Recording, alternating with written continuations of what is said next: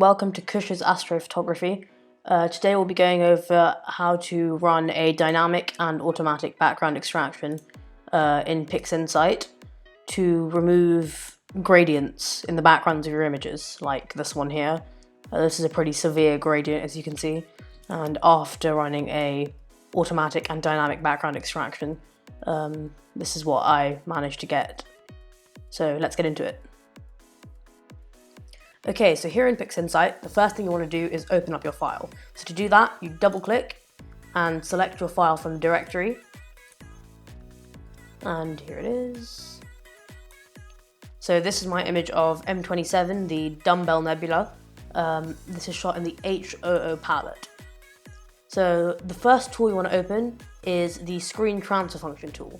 And to open that, you go to Processes, All Processes, scroll down to Screen Transfer Function. Then select your image and hit this little radiation icon button, and that will give you a preview stretch of your image. So when you hit that, you can now see there's quite a few things wrong with this image.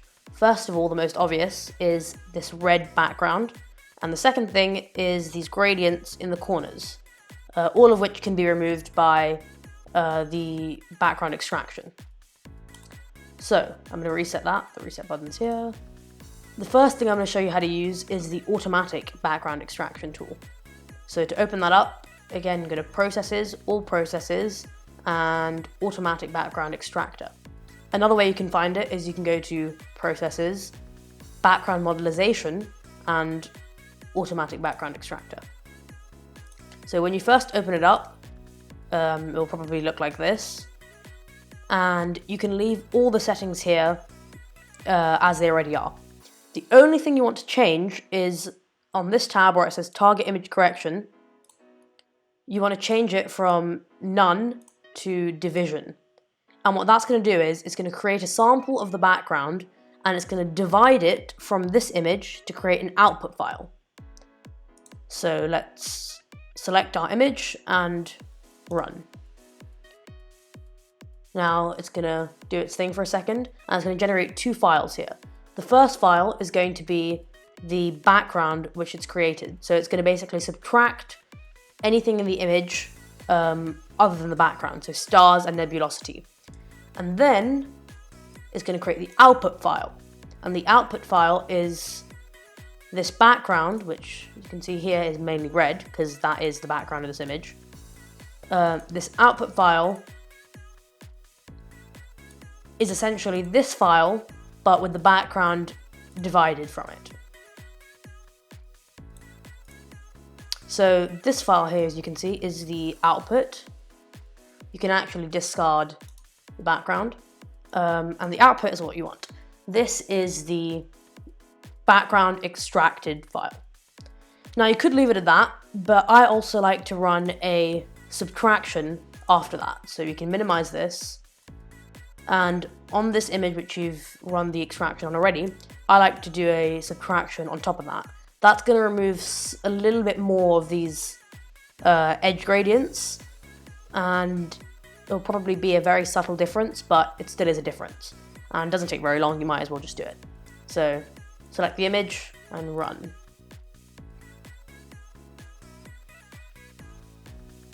Again, it's going to generate two files. It's going to generate the background, which it has created, and as you can see here, you can see all the gradients in the image.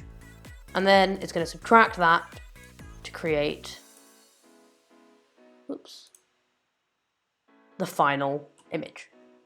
And as you can see here, the red has been removed. Most of the edge gradients have been removed. There's still a little bit of a gradient there, but for the most part, majority of the issues in this image have been fixed. If you do a comparison, here's before and here's after. Okay, so now that we've been over the automatic background extraction, I'm going to move on to the dynamic background extraction. Now, dynamic background extraction is my preference if there's a serious gradient in the image, because I think it does a better job. But if you just want to remove a quick gradient, then you should actually be okay with just an automatic background extraction. So to run the dynamic background extraction, again, this is the same image that we worked on with the automatic background extraction. You go to Processes, All Processes, and scroll down to Dynamic Background Extraction. Again, another way to find it is to go to Processes, Background Modelization, and Dynamic Background Extraction.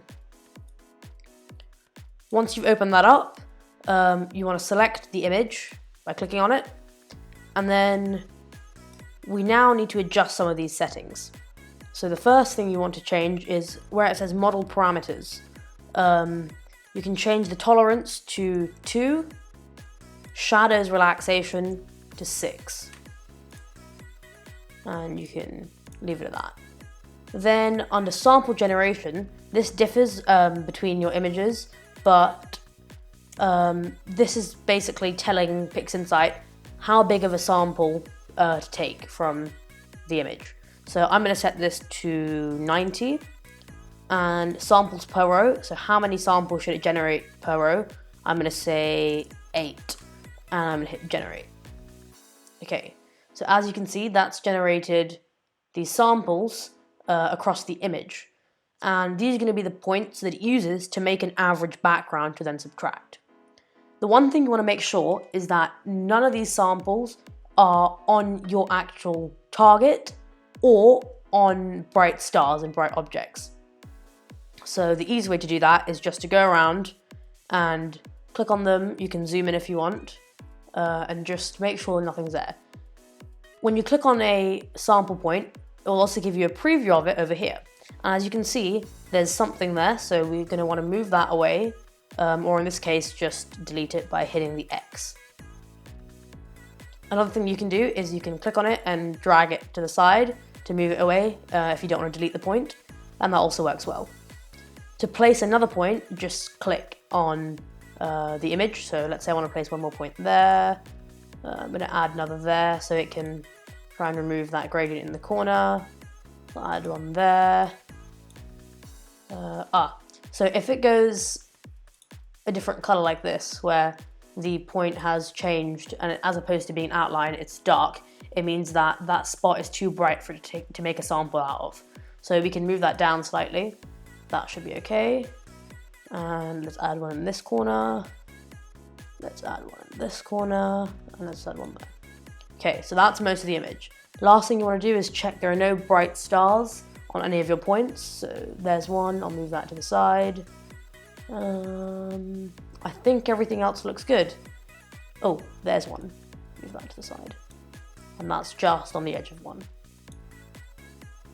So once you've put out all your sample points, again, you can actually adjust this. So if you want the sample points to be bigger, you can change that. And if you want more per row, depending on the size of your image, you can change that as well.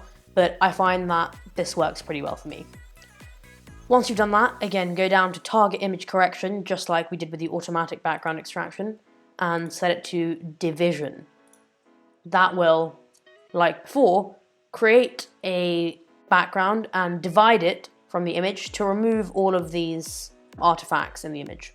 Set it to Division, and just hit the Execute button, the tick.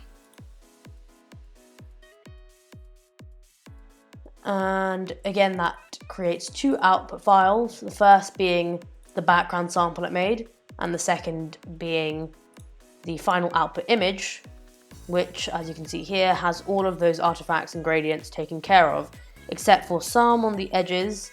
You could actually just run this background extraction tool again, or if you'd like, you could run the automatic background extraction this time. But I find the easiest way to get rid of that is to go to Process, All Processes, Dynamic Crop, and then just using your cursor, draw a box around your deep sky object, and just avoid all of those gradients. Move that to the side slightly. When you're happy with it, just click the Execute button again, and it will crop. There you go. That's essentially taken care of all of the gradients in the image, and I think that looks pretty good. Okay, well, that's really it. There's not really much else to automatic background extraction and dynamic background extraction. They're pretty simple, functions in Pixinsight. Pretty useful. It really does help out with your processing, and definitely one of the most important tools in the software. Be sure to like and subscribe to my channel, and leave a comment if you have any suggestions, or if you know a better way to remove gradients, just let me know down below. Thank you for watching, and clear skies.